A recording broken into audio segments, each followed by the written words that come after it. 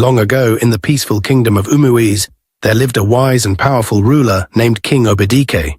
He was known across many lands for his fairness and courage. The people of Umuez respected him deeply because he always put his people first before his own comfort. King Obedike had 2 wives. His first wife, Queen Neka, was gentle, patient, and loved by everyone in the palace. She had only one child, Prince Ebuka, a strong and humble young man. From the day Ebuka was born, the whole kingdom knew he was special. He came into the world with thick, natural dreadlocks that no blade could cut. The village priest, old Okafor, had declared that the boy's dreadlocks were a gift from the gods, a sign that he carried divine power and protection. The king's second wife, Queen Adaora, was the complete opposite of Neka. She was proud, loud, and easily angered. Deep down, she was jealous of Neka's calm spirit and her son's greatness. Adaora also had one son, Prince Chike, who was handsome but lazy. He loved to wear fine clothes, eat the best food, and boast about being a prince. But he never wanted to learn, train, or work hard like his half-brother Ebuka. The king treated both wives and sons with love, but it was clear to everyone that Prince Ebuka was the one who brought honor and joy to the family. His bravery in battles, his wisdom in council meetings, and his kindness to the poor made the people love him even more. This made Queen Adaora and Prince Chike grow bitter inside. They wanted all the attention, power, and glory for themselves. But no matter how hard they tried to outshine Ebuka, the light of goodness always followed him. The story begins from the day Prince Ebuka returned from war, victorious and full of glory. The golden sun shone brightly above the land of Umuez that morning. The air was filled with joy, laughter, and songs. The sound of drums echoed from the hills to the market square. The kingdom was alive with celebration because Prince Ebuka, the king's first son, had returned from war, victorious. For many moons, the people had prayed for his safety. He had led the warriors of Umuez into battle against their enemies from Obodo Ukwu, a fierce neighboring land that had threatened to destroy them. But Ebuka's wisdom, courage, and strength had brought victory. The gods had truly blessed him. Now, as he rode into the village on his brown horse, his dreadlocks shining in the sunlight, the people shouted his name. Ebuka, the Lion of Umuez. Ebuka, son of the gods. Our hero has returned. Ebuka smiled as he looked around. His eyes were calm and humble. He greeted the people with respect, bowing slightly to the elders and smiling at the children who ran beside his horse. Even after defeating the enemies, he didn't boast or act proud. That was what made the people love him more. As he approached the palace, the gates opened wide. King Obedike stood there, tall and proud, wearing his royal robe of red and gold. His eyes were filled with tears of joy. Behind him stood his 2 wives, Queen Neka, smiling with pride, and Queen Adaora, forcing a smile she didn't feel. The king raised his hands and said, "My people, the gods have been kind to us. My son, Prince Ebuka, has brought victory to Umuez. Let the drums sound, let the goats be slaughtered. Let us celebrate our hero." The crowd roared with joy. Songs of praise filled the air. The drummers beat faster, and dancers moved wildly. The whole palace compound became alive. Queen Neka walked forward and hugged her son tightly.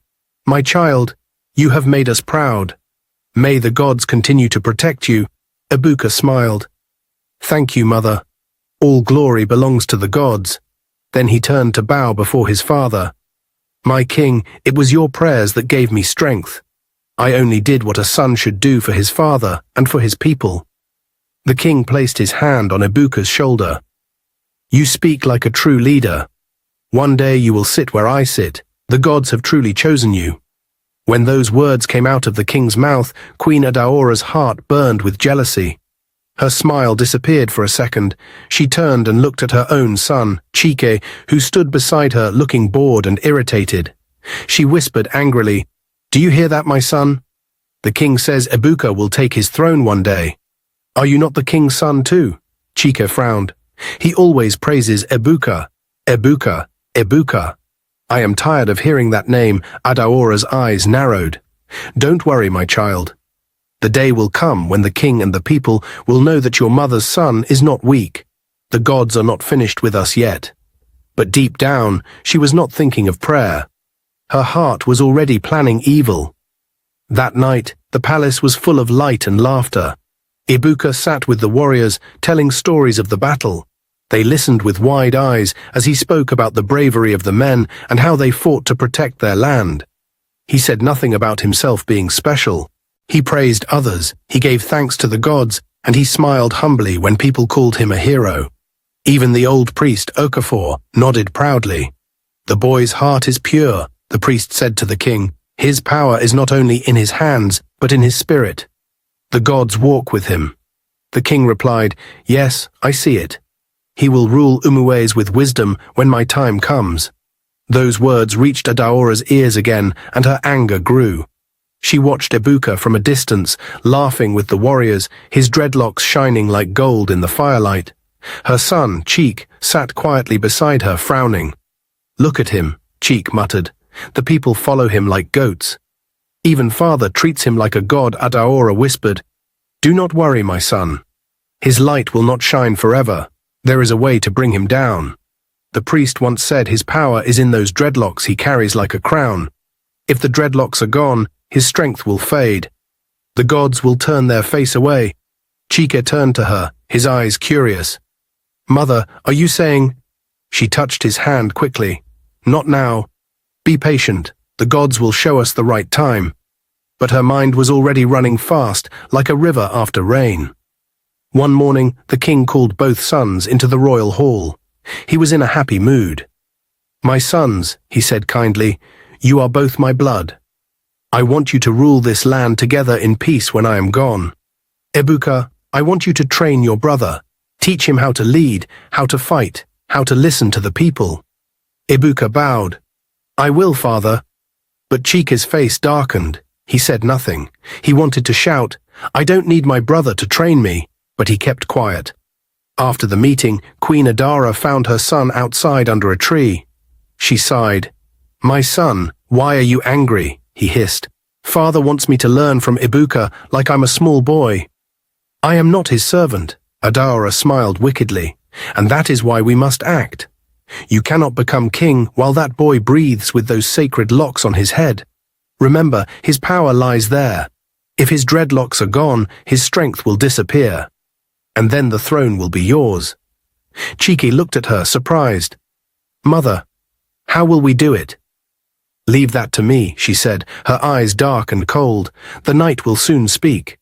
That same night, while everyone in the palace slept peacefully, Queen Adara could not close her eyes.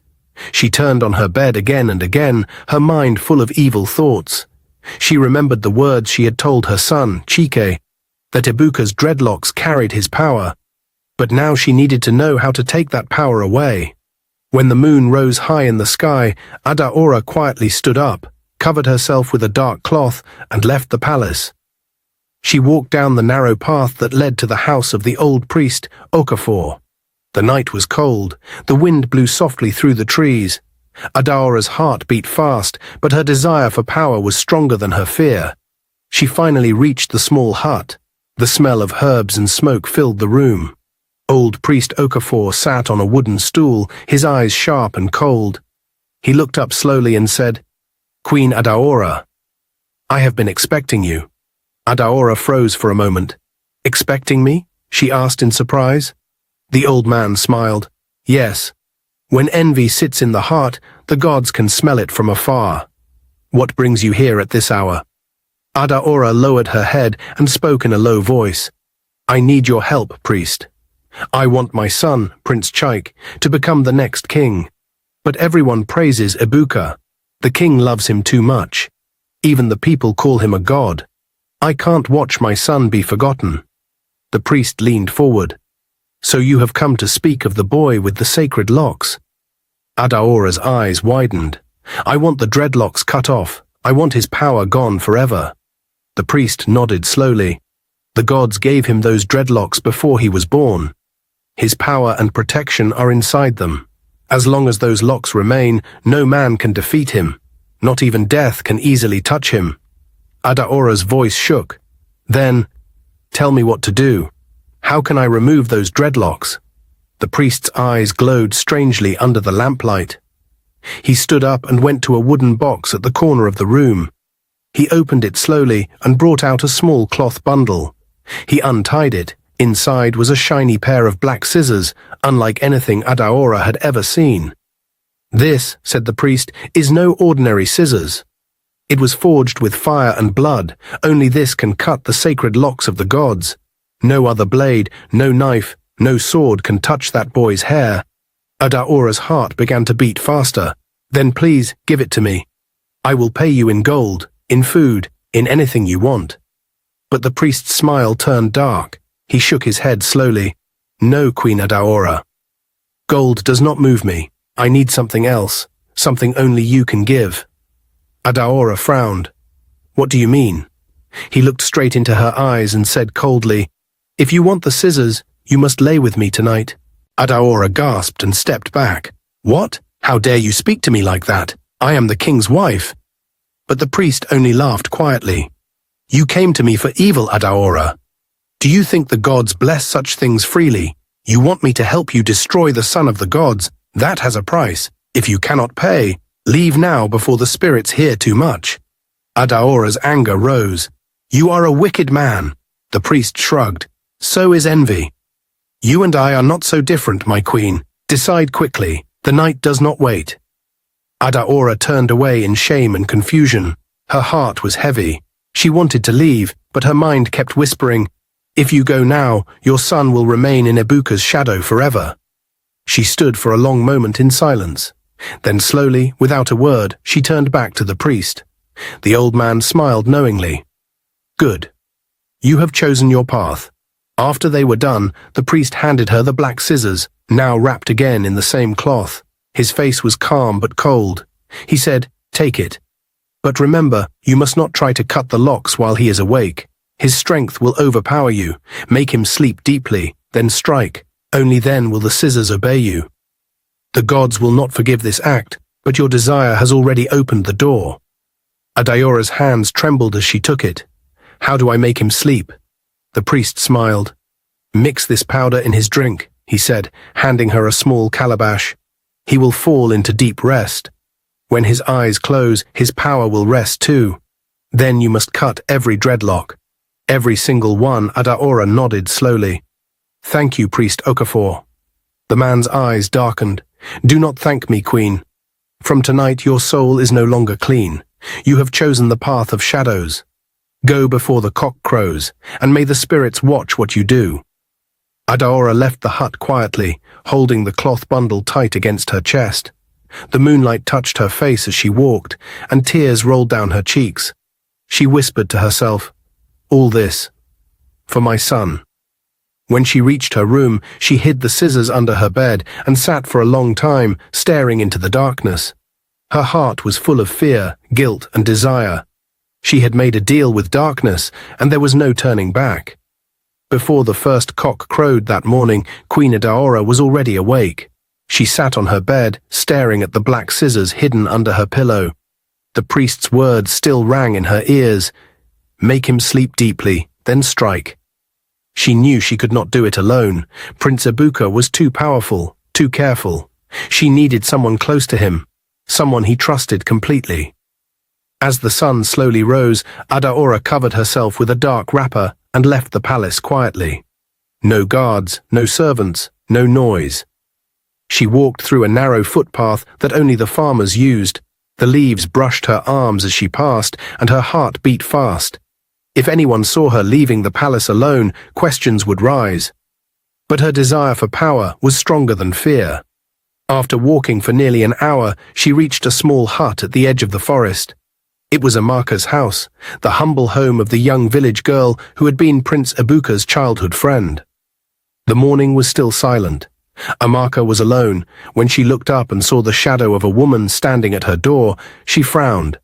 But when the woman stepped closer and she recognized the queen's face, her heart almost stopped. She quickly fell to her knees. "My queen! Forgive me, I did not know you were coming. What brings you here, all alone?" Adaora looked around, making sure no one was watching. Her voice was low and calm. "Stand up, my child. I came quietly because this matter must stay between us. No one must know I was here. Amaka obeyed, still confused. Yes, my queen.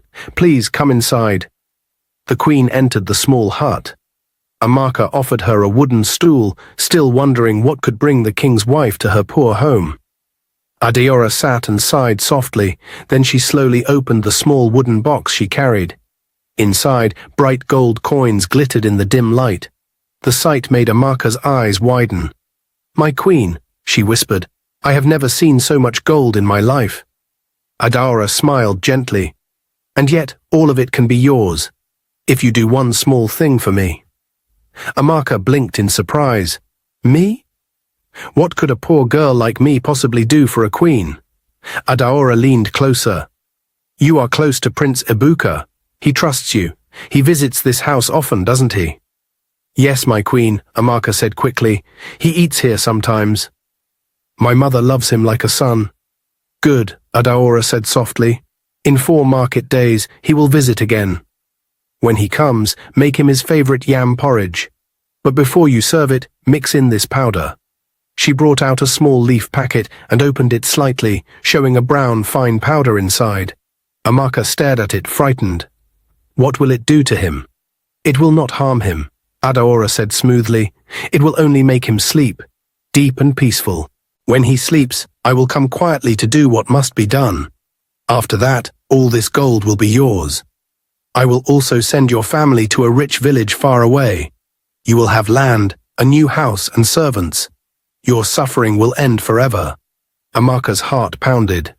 My queen, why do you want to make him sleep? Adeora's smile faded slightly. You ask too many questions, child. Just do as I say. You are his friend, he will never suspect you. You only have to serve him the food. I will take care of the rest. Amaka's hands trembled. She thought of her brothers who went to bed hungry, of her mother who worked from morning till night with no rest. She also thought of Prince Ibuka, kind, gentle, always smiling when he visited. He once gave her sick brother his own royal cloak to keep warm. Her heart battled with her mind. Adeora watched her quietly, then spoke again in a soft, tempting voice. Amaka, look around you. This hut is falling apart. The rain enters when it pours. Your brothers walk barefoot. What has friendship with a prince given you? Nothing. But this gold will change your story forever. Do you want to die poor? Amaka looked down. Tears filled her eyes. The gold shone before her like sunlight, but her heart felt heavy like stone. She thought of the life her family could have, a good roof, fine clothes, food every night. Finally, she whispered, If I do this, will you truly keep your promise? Will you protect us? Adeora nodded. I am the queen. My word is my bond. Amaka wiped her tears and slowly nodded. Then I will do it. Adeora smiled, cold and satisfied. Good. Hide the powder carefully. When he comes in 4 market days, remember what I said. After he sleeps, send word to me quietly. I will come immediately. She closed the box and stood up. Remember, if you tell anyone, not even the wind will save you. Amaka bowed low. Yes, my queen. Adeora wrapped the box again and left the hut as silently as she had come. She moved through the forest path quickly, unseen by any eye. 4 market days passed. The sun rose bright and strong over Umuez. That morning, Amaka swept the floor of her small hut. Far away, inside the palace, Prince Ibuka was dressing to go into the village. He had been thinking about visiting his old friend. He wanted to bring her mother a basket of dried fish and to thank them for their prayers during the war. He told no one. He preferred to walk alone and quietly, as he always did when visiting Amaka's family. He liked the peace of the village. He put on a simple white cloth and set out. The path to the village was narrow and shaded by tall trees. Birds hopped from branch to branch as he walked. Amaka saw him coming from a distance. Her heart jumped into her throat. He came. The prince came alone, she thought, just as the queen said. She forced a smile and went out to meet him. Ibuka. You are here, he smiled back. Yes, my sister. I came to see how you are doing. How is Mama? She went to the stream, Amaka answered quickly, but she will return soon. Please, come in and rest. I will make you something to eat. Ibuka followed her inside. He placed the basket of fish on the mat. This is for your mother, he said. She once gave me soup when I was hungry after training. I have not forgotten. Amaka's throat tightened. She will be very happy, my prince. She went to the small cooking area and began to prepare yam porridge, the same meal he had always loved. I can still stop this, her heart whispered. I can tell him the truth. I can throw away this powder. But when she thought of her mother's tired face and their family background, her courage died. She whispered, "Forgive me, Ibuka," and quickly sprinkled the powder into the bubbling porridge. She set the food before him with a gourd of water. "Eat, my prince," she said softly. Ibuka smiled. "You always cook well, Amaka. You should come to the palace one day and teach our cooks." She forced a laugh. "I am not worthy of the palace." "Nonsense," he said, taking a spoonful. "The palace needs more hearts like yours." He ate slowly. Halfway through the meal, Ibuka yawned. "Forgive me," he said, smiling faintly. "I must have walked too long in the sun." Amaka tried to smile. "You can rest here, my prince. The mat is clean." He nodded, lay down near the wall and closed his eyes. Within moments his breathing slowed. The powder had done its work. Amaka stood trembling. His face looked peaceful, innocent. She wanted to shake him awake, to beg forgiveness before it was too late. But she remembered the Queen's warning. Just then, a faint sound came from outside, the slow steps of someone approaching. The wooden door creaked open. Queen Adara entered quietly, wearing a dark cloak. In her hand, she carried the small black scissors wrapped in cloth. "Is he asleep?" she asked coldly. Amaka nodded, her voice shaking. "Yes, my queen." Adaora smiled thinly. "Good. You have done well. Step outside and keep watch." Amaka stepped out of the hut. The night was silent. Inside, Adara knelt beside the sleeping prince. She stared at his hair for a long time, those sacred dreadlocks that the gods had blessed. Then, without hesitation, she unwrapped the black scissors. A strange chill filled the room. She whispered, "Let the power fall from you, son of Neka." The scissors touched the first lock and cut clean through. Then another and another, until the floor was full of dreadlocks. When the last one fell, Adaora stood up, breathing fast. She gathered the dreadlocks into a cloth bag, tied it tightly, and left through the back door without looking at Amaka. "Leave before dawn," she said softly, and disappeared into the darkness. Amaka waited until she could no longer hear the queen's footsteps.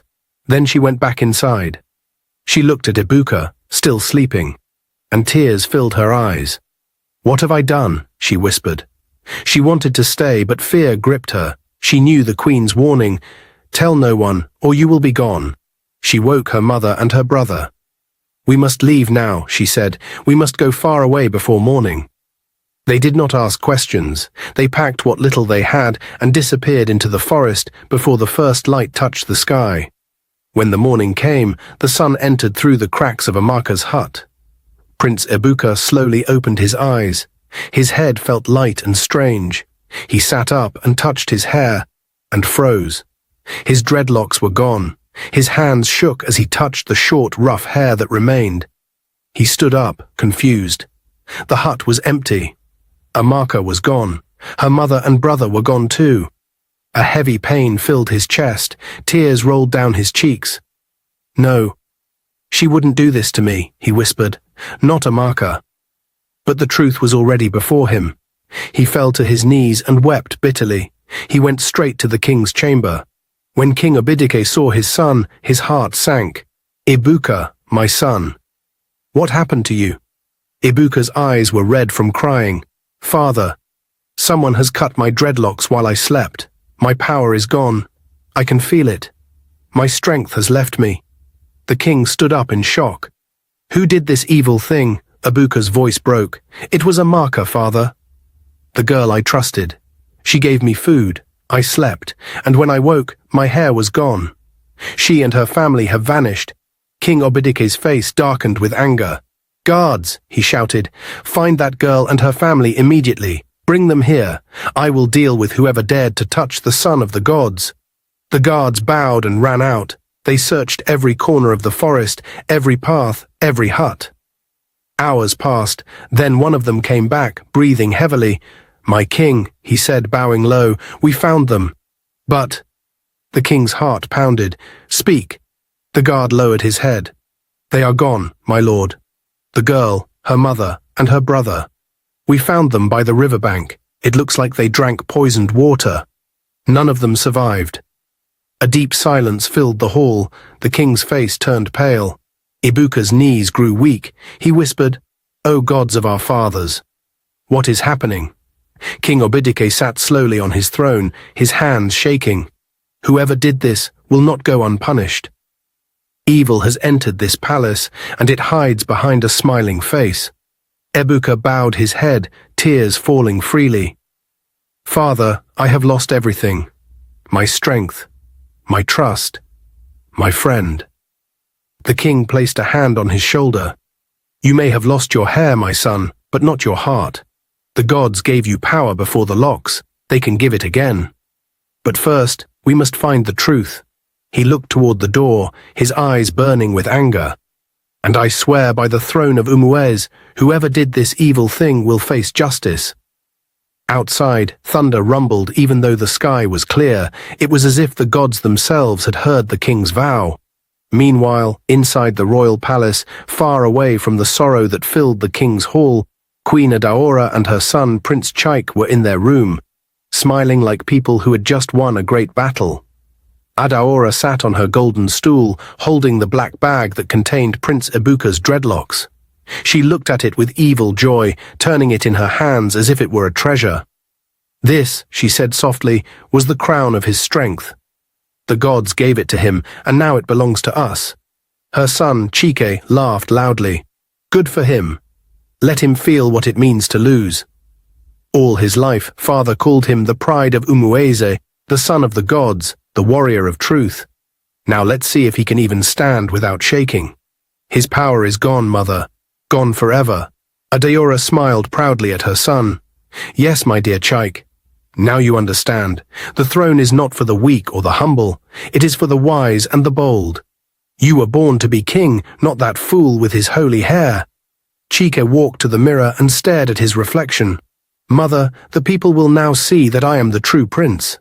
I will make father see it too." Adaora's smile faded. "Your father," she said bitterly. "He was once kind to me, but ever since that woman Neka gave birth to Ebuka, he forgot I even exist. He calls her my dear queen, as if I am just a shadow in this palace. I gave him a son first before she did, a prince, but he never saw your greatness because of that boy's cursed locks." Chaik turned sharply. "Then we must not stop here, mother. We have won the first battle, but not the war. Until father names me the next king, our victory is not complete." Adaora looked at him with dark pride. "And he will." Soon Chike's eyes lit up. "What do you mean?" Adaora frowned. "Listen to me, my son. The old man is soft, his heart is weak. He listens too much to that priest, and to that woman, Queen Neka. But we will finish all of them, one after another, until no one stands in your way." Chike's voice grew stronger. "You mean, even father?" Adaora's eyes flashed coldly. "Yes, even him. He may wear the crown now, but it will not be for long. Once the people see you as the only hope of this kingdom, your father's time will end. He calls me his wife, but he treats me like a servant. Let him taste the pain he gave me. Let him watch as my son, not hers, sits on his throne." Chaik grinned wickedly. "Mother, you are wise. You have opened my eyes. I must be king, and you will be queen mother. We will rule this land together." Adaora smiled. "Exactly, my son. We will rule Umuez our own way. No priest, no foolish son of Neka. No one will stop us." They both laughed quietly, their voices filled with pride and wicked satisfaction. Outside, thunder rolled softly in the sky, though the evening was still bright. It was as if the gods themselves had heard their words. A strong wind blew through the palace window, scattering papers and shaking the curtains. Chaik frowned. "Mother, why is the wind blowing like this?" Adaora frowned and hissed. "Let the gods rage if they want. They cannot undo what has already been done. At that same moment, Prince Ibuka sat alone outside his room, his heart still full of pain. He touched his bare head and felt the emptiness where his sacred locks once were. But deep inside, a quiet voice spoke to him, the same voice that had guided him in battles. The gods do not live in hair, but in the heart. He lifted his eyes toward the sky and whispered, "If my power was truly from you, then return it in another way. Show me who betrayed me. Show me the truth." The next day, Prince Ibuka's mother came to him. He was crying, saying he should not have trusted Amaka, that his power was gone. He said, "Mother, I was foolish. I trusted her. She betrayed me. My dreadlocks are gone. My power is gone. I feel empty." His mother sat beside him and held his hands. "My son, stop crying," she said gently. "You should not rely on the power in your hair. The true power is in your heart. The gods blessed you because you are brave, humble, and kind, not because of your hair." Ibuka wiped his eyes. "But mother, without my dreadlocks, I feel weak. Everyone will laugh at me. They will say the gods have left me." Queen Neka shook her head. "No, my son. The gods have not left you. They are watching you. Sometimes they test those they love. This is your test. You must not give up." Ibuka looked at her. "Mother, I don't know if I can rise again. I feel ashamed." His mother smiled softly. "You can rise, my son. I believe in you. You were born with greatness inside you. Your strength is not gone. It is only sleeping. When the time comes, it will wake again. You will still do great things in this kingdom." Ibuka was quiet for a moment. Then he said, "Thank you, mother." "Your words give me hope," Queen Neka smiled. "My son, people can take your hair, your crown, or your gold, but they can never take your destiny. Stand up and be strong. The gods will fight for you." Ibuka nodded slowly. "I will try, mother." She smiled again. "Do not try. Believe." Ibuka took a deep breath. "I believe." His mother left the room, and Ibuka sat in silence. Her words stayed in his heart. Deep inside, a new strength began to grow. A few weeks later, another village came for war. They wanted to take the land of Umuwez and destroy the kingdom.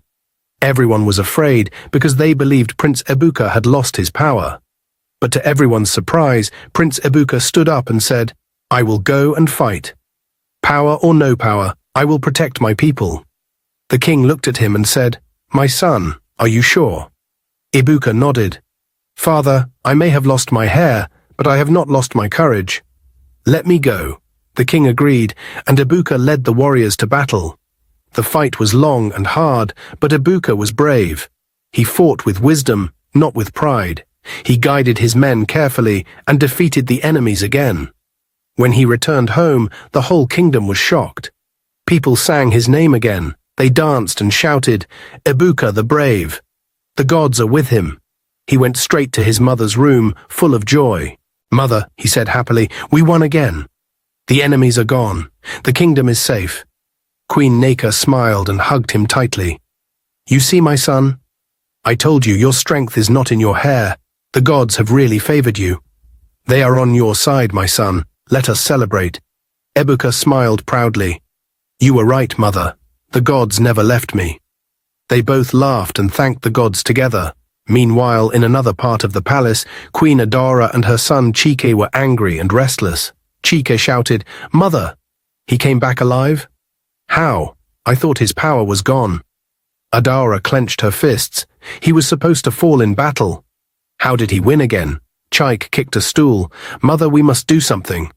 If he keeps winning, the king will make him ruler, not me." Adara hissed. "Calm down, my son.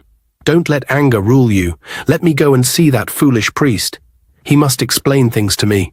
He said once the dreadlocks were cut, Ibuka's power would die. So why is he still strong?" Chike nodded angrily. "Go, mother. Go and ask him. Maybe he lied to us." Adaora picked up her wrapper and walked out quickly. Her eyes were full of fire. "He will explain today," she said to herself. "He promised me that boy's power would end. He will tell me why the gods still fight for him." She left the palace secretly, heading straight to the priest's hut. Queen Adara reached the priest's hut, filled with anger. She pushed the small wooden door open without greeting him. "You useless old man," she shouted. "You told me that once I cut Ibuka's dreadlocks, his power would finish. You promised he would never return from war alive. After everything I did, that boy came back stronger than before. You lied to me." The priest looked up slowly and said calmly, "My queen, please calm down." "Don't tell me to calm down," she screamed. "You made me do terrible things. I trusted you. Now everyone still praises Ibuka. The king is proud of him again. My son is being ignored. I want answers." The priest stood up and walked closer. His eyes were cold. "My queen, shouting will not help you. The boy's power came from the gods, not only from his hair. You only cut what was outside, not what was inside him. But there is another way," Adaora frowned. "Another way? What do you mean?" The priest smiled slowly. "If you want your son to be king, the throne must become empty first. The king must go to join his ancestors. When he is gone, no one will stop you." Adaora's anger turned into curiosity. "And how will that happen?" The priest looked at her and said softly, "I can give you something. A powerful charm. Once you use it, the king will fall sick. For days he will grow weaker and weaker. Before anyone understands what is happening, he will die." Adaora was silent. She knew what he was saying. She looked at him carefully. "And what do you want from me this time?" The priest smiled. "You already know, my queen." Adaora hesitated, but her heart was already dark with ambition. She wanted the throne for her son, no matter the cost. Finally, she nodded slowly. "Fine. I will do whatever it takes, but this time you must keep your promise." The priest grinned and said, "Good. When it is done, I will give you the charm." Later that night, he gave her a small clay pot filled with dark powder. "When the king drinks water," he said, "pour a little of this inside. The sickness will start slowly. He will cough, he will grow weak, and soon he will be unsliced. No one will suspect you." Adaora hid the pot under her wrapper and left quickly. 2 days later, just as the priest had said, the king became very sick. He could not eat or walk. The royal doctors tried every herb they knew, but nothing worked. The palace was filled with worry. Queen Neka stayed beside her husband, crying and praying for the gods to heal him. Prince Ebuka stayed close too, refusing to leave his father's side. The king's face grew pale and his voice was weak. The guards were sent to call the priest. When the priest arrived, he looked at the king and shook his head slowly. "My king," he said in a serious voice, "this sickness is not ordinary. It comes from the spirit world.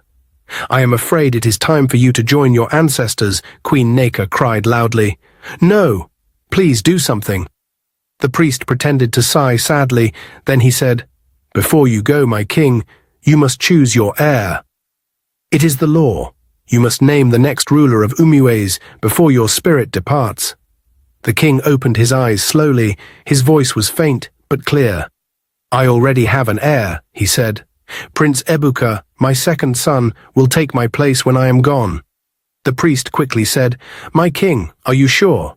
Maybe you should name Prince Chaik instead. He is strong, and the people will support him." The king shook his head weakly. "No, Ibuka will be king. That is my decision." An hour later, Queen Adaora went back to the priest's hut.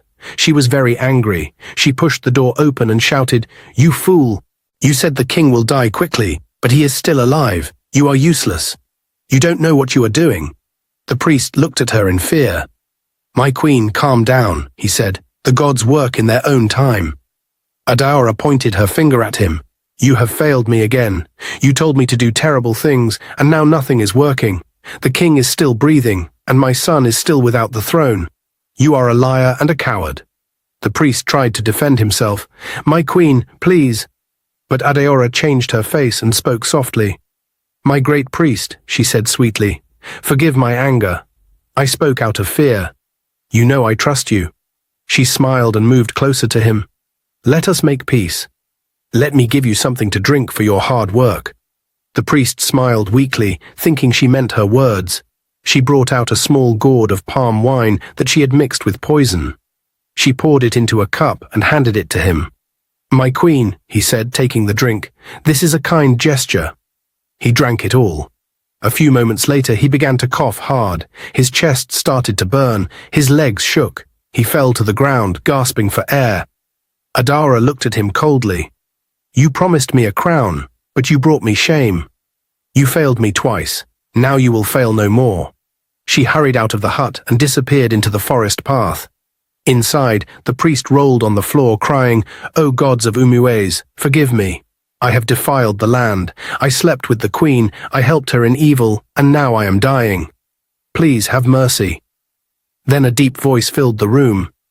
It was not human. The voice said, "Okafor, you have defiled the land. You sold your soul for sin. From the day you touched the queen, the gods left you. Now you must pay." The priest cried loudly, "Forgive me."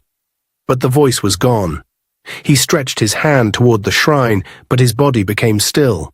The chief priest was dead. The next morning, the villagers heard the sad news. The people were surprised. Some said, "He must have sinned against the gods." Others said, "He was a wicked and cunning man. He used the powers of the gods for evil." 7 days later, the elders met and chose a new chief priest. They brought a young, honest man named Obina, known for his clean heart and truth. They crowned him the new chief priest of Umuez. The people said, "May the gods guide him better than the one before." But deep inside the palace, Queen Adara was not at peace.